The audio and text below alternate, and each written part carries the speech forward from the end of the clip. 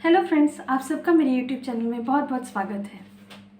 दोस्तों, आज हम एक होम्योपैथिक रेमेडी के बारे में डिस्कस करेंगे जिसका नाम है arnica montana. Specially arnica montana जो है एक इंजरी रेमेडी के तौर पे बहुत फेमस है, क्योंकि होम्योपैथी में जब भी इंजरी का जिक्र होता है तो अर्निका मॉन्टेना का नाम ज़रूर आता है। इसका जो कॉमन नेम है वो है लियोपार्ड्स बेन। ये एक प्लांट किंगडम से बिलोंग करता है। और इंजरी में किस तरह की इंजरी, ये जानना हमारे लिए ज़रूरी है। इंजरी में नॉर्मली जो अर्निका मॉन्टेना देने की ज़रूरत पड़ती है वो इंटरनल इंजरी, जो कि बाहर से दिखाई नहीं देती लेकिन अंदर ही अंदर बॉडी में इंजरी होती है, ऐसी कंडीशन में दी जाती है। जैसे अगर कोई किसी को घूंसा मार दे, बॉडी में अंदर में वाइटल ऑर्गन्स में सूजन आ जाए, वो बाहर से तो दिखाई नहीं देगा लेकिन अंदर ही अंदर ब्लीडिंग हुई है, सूजन आ गई है और पेशेंट को बहुत पेन हो रहा है, ऐसी कंडीशन में अर्निका मॉन्टेना बहुत अच्छा काम करेगा और उस पेशेंट को रिलीफ कर देगा। उसका रीज़न है कि वो सर्कुलेशन को इंक्रीज़ करेगा और सूजन को घटा देगा। अब अगर हम बात करें, अर्निका मॉन्टेना ऐसी जगहों पे भी बहुत अच्छा काम करता है, जैसे हेड इंजरी हो गई। अब हेड इंजरी में क्या होता है, हेड में हमारा जो स्कल है उसके नीचे ब्रेन है, जो कि एक इम्पॉर्टेंट ऑर्गन है और ब्रेन को हमेशा ब्लड सप्लाई की ज़रूरत होती है, क्योंकि उसे हमेशा बॉडी को रन करना होता है। अब ऐसे में अगर ब्लड सप्लाई कहीं भी किसी भी तरीके से रुकती है तो प्रॉब्लम होगी ब्रेन में, ब्रेन फंक्शंस हैम्पर होंगे और बॉडी के अदर फंक्शंस में हैम्पर होंगे और एक डेंजरस सिचुएशन पैदा हो जाती है।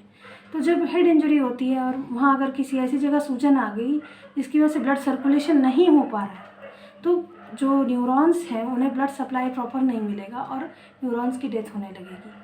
ऐसी सिचुएशन में अगर अर्निका मॉन्टेना दिया जाए तो वो ब्रेन के सर्कुलेशन को इंक्रीज़ कर देगा, वहाँ की सूजन को हटा देगा और जो सेल्स हैं उनको डेड नहीं होने देगा। तो ऐसे जो ब्रेन सेल्स हैं वो बच जाएंगे और एक व्यक्ति बहुत तेज़ी से रिकवर करेगा हेड इंजरी में। इसी तरीके से अर्निका जो है वो अगर सालों पहले भी कोई इंजरी हुई हो, चोट लगी हो, या सपोज़ वर्टिब्रा में ही कोई जर्क लग गया जोर से, कोई एक्सीडेंट हुआ, झटका लगा, होता है ना लॉ ऑफ इनर्शिया की वजह से जो व्यक्ति है वो उसी पोजीशन में रह जाता है। जैसे अगर वो गाड़ी में बैठा है तो वो चलती पोजीशन में है और अचानक ऑल ऑफ सडन अगर गाड़ी रुकती है तो उसे ज़ोर से झटका लगता है। अगर एक्सीडेंट में तो बहुत ज़ोर से टक्कर होती है, ऐसे में ये वर्टिब्रा में बहुत ज़ोर की शॉक जो है वो लगता है। तो ऐसी सिचुएशन में जो होते हैं नर्व्स जो होते हैं वो डैमेज हो जाते हैं और माना कि काफ़ी दिन तक रेस्ट करने के बाद कुछ हद तक हील हो जाता है, लेकिन फिर भी उसके कुछ आफ्टर इफ़ेक्ट्स देखने को मिलते हैं। हो सकता है कि किडनी में कोई प्रॉब्लम आ जाए नर्व प्रॉब्लम की वजह से, क्योंकि लंबा रीजन में सपोज लग गया वहाँ या उस रीजन में लग गया। तो ऐसे में भी जो है अर्निका जो है ब्लड सर्कुलेशन को इंक्रीज़ करेगा, नर्व्स को रिपेयर करेगा। हर जगह जहाँ भी ब्लड क्लॉट है या जहाँ भी खून जमने की वजह से तकलीफ़ हो रही है या बॉडी फंक्शंस में प्रॉब्लम हो रही है, वहाँ पर भी इसका इफ़ेक्ट होगा और पेशेंट जो है ठीक हो जाएगा। तो इस तरीके से अर्निका काम करता है। अर्निका अगर कहीं रगड़ लग जाए बॉडी में, कहीं मतलब रगड़ लग गई, ऐसे में भी अर्निका अच्छा काम करता है। वो उस फीलिंग से मतलब फ्री करता है पेशेंट को, उस दर्द से फ्री करता है। अब अगर सपोज़ आप जिम, आजकल बहुत लोगों को लगता है कि हेल्थ कॉन्शियस है लोग, तो जिम जाना चाहते हैं। अब जिम में क्या होता है, जिम में जब आप जाते हैं तो आपने पहले कभी एक्सरसाइज नहीं की है और ऑल ऑफ सडन आप जिम में जाते हैं। आप सपोज़ जोश में लोग आते हैं और पहले ही दिन बहुत एक्सरसाइज कर लेते हैं, उन्हें करते वक्त तो उनको बड़ा मज़ा आता है, अरे बड़ा फ्री लग रहा है, बड़ा अच्छा लग रहा है। लेकिन फिर अगले दिन क्या होता है, खून जम जाता है पूरी बॉडी में, जगह जगह दर्द होना शुरू होता है। सोर लेम ब्रूस्ड फीलिंग जो है पूरी बॉडी में होने स्टार्ट हो जाता है। जो मांसपेशियाँ हैं वो एकदम थकी हुई होती हैं, कोई काम नहीं कर पाते हैं।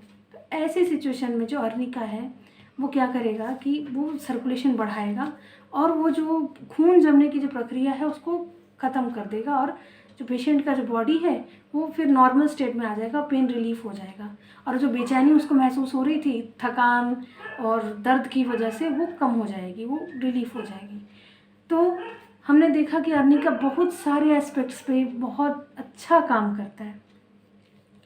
तो जो पुरानी चोट है, अगर सालों पुरानी भी चोट है उस पर भी काम करेगा, अगर नई चोट है उस पर भी काम करेगा।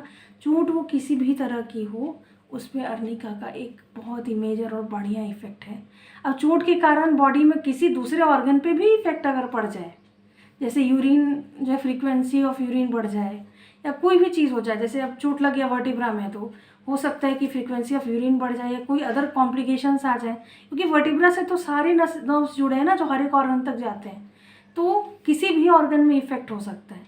तो इसीलिए इन सब बातों को ध्यान में रखते हुए अर्निका को देना अच्छा रहता है।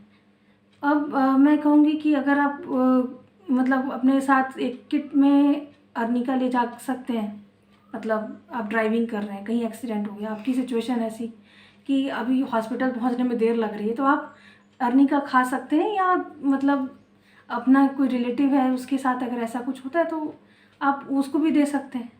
और जो पोटेंसी है कैसे देना है तो वो तो डिपेंड करता है कि सीरियसनेस ऑफ केस कैसा है। अगर केस बहुत ज़्यादा सीरियस है तो फ्रीक्वेंसी बढ़ानी पड़ेगी, जैसे हर एक घंटे पे देना पड़ सकता है। बहुत ज़्यादा सीरियस है तो 15 मिनट में भी 30 पोटेंसी को अर्निका 30 को रिपीट करना पड़ सकता है। और अगर केस ज़्यादा सीरियस नहीं है और हैंडल करने लायक है तो दिन में 3 बार लिया जा सकता है या 2 बार लिया जा सकता है। अगर आपको किसी भी तरह की कन्फ्यूजन महसूस हो तो आप किसी भी डॉक्टर को कंसल्ट कर सकते हो, होम्योपैथ को, कि क्या पोटेंसी लेनी चाहिए, कितनी लेनी चाहिए। तो इससे क्या है कि आपको सुविधा होगी और ऐसी सिचुएशन में आप जो है कोई भी सिचुएशन को हैंडल कर पाएंगे। आपके घर में ही बच्चे गिर जाते हैं, उनको भी आप दे सकते हैं। तो एक ओवरव्यू मैंने सोचा कि आज मैं अर्निका के बारे में ये बताऊं, और भी कई इंजरी रेमेडीज़ के बारे में वीडियोस बनाऊंगी। और अगर आपको मेरा ये वीडियो अच्छा लगा हो तो प्लीज़ आप इसे लाइक कर दीजिए, सब्सक्राइब कर लीजिए चैनल को हमारे, और शेयर कीजिए। और अगर कुछ आपको लगे तो आप प्लीज़ कमेंट कर सकते हैं। आपके वैल्यूएबल कमेंट्स का मुझे इंतजार रहेगा। आप सबका बहुत बहुत धन्यवाद। Thank you.